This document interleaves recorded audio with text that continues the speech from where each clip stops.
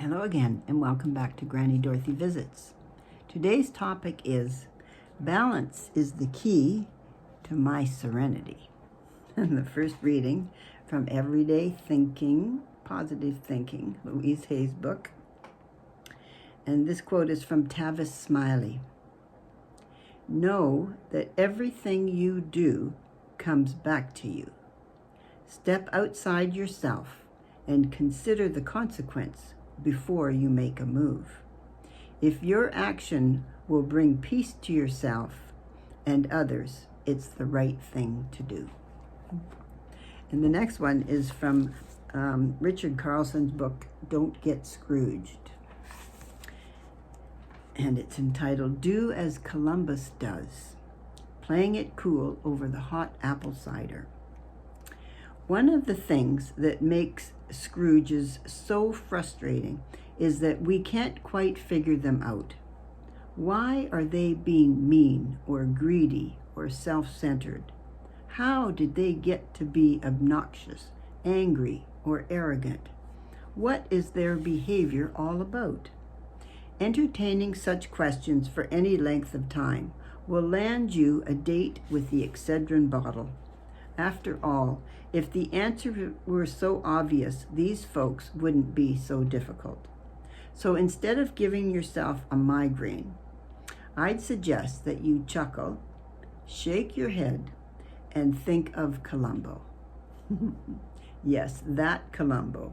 I enjoyed this classic television detective show mainly because of the delightful behavior of the rumpled trench coat wearing sleuth, played by actor Peter Falk. When collecting clues on a case, invariably, he'd be talking to someone who'd say something that didn't add up. But rather than getting upset, he'd acknowledge his puzzlement, scratch his head, and chomp on his cigar. We can emulate Columbo, minus the cigar, perhaps. When someone is acting strange or in some distasteful way, rather than getting irked, we can be benignly befuddled. Rather than getting frustrated, we can choose to be calm and curious, like a detective on a case.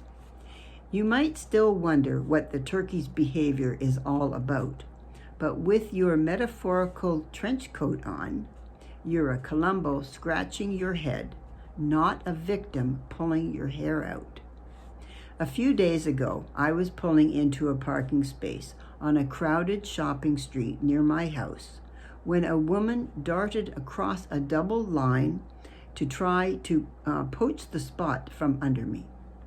Maybe she hadn't seen me at first, though how you can fail to see a car pulling into the space you're heading toward is beyond me.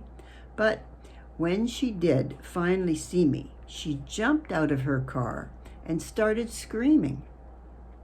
I don't think parking places are worth raised voices, so I told her she was welcome to this one. But my response seemed to make her even angrier. I was certainly puzzled. I suspected she was upset because she felt entitled to the space, but the magnitude of her emotions was a mystery to me. I avoided getting as angry as the person screaming at me by focusing on how curious her behavior was. How strange, I thought. How interesting even. But as I think this is the key, I felt no need, unlike Columbo, to solve the case or crack the mystery of her emotions. I don't play a detective on TV, and neither, I'd bet, do you. Let that nutcase go unsolved. He or she is not in your jurisdiction anyway. And the last reading that I chose to tie in, I think, with all of this is from Julia Cameron's Heart Steps. And the quote at the top of the page is from Simon de Beauvoir. It is in the knowledge of the genuine conditions of our lives that we must draw our strength to live and our reasons for living. And this is called, My Soul is Sure-Footed on Its Path. Balance is the key to my serenity. I attain balance by listening to my inner wisdom and to the wisdom of others. There is no situation in which I cannot find a point of balance. There is no circumstance in which I cannot find inner harmony.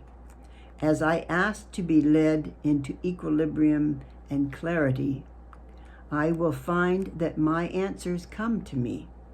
I am wiser than I know, more capable of right action and attitudes than I yet believe.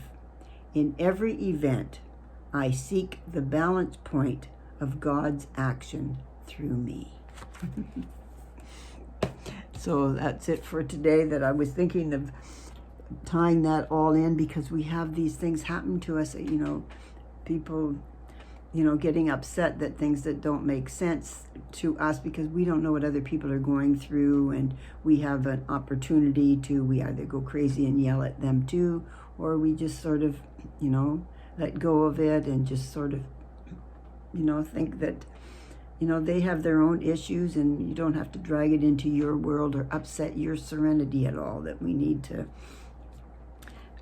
always step back and put everything into perspective, because life's too short, and we need to be understanding to one another. After all, we are all connected. We do live together, and we have to try and all get along, difficult as that is sometimes, but I think that's what God wants us to do, don't you? So I send you my love. Until next Monday. Bye for now.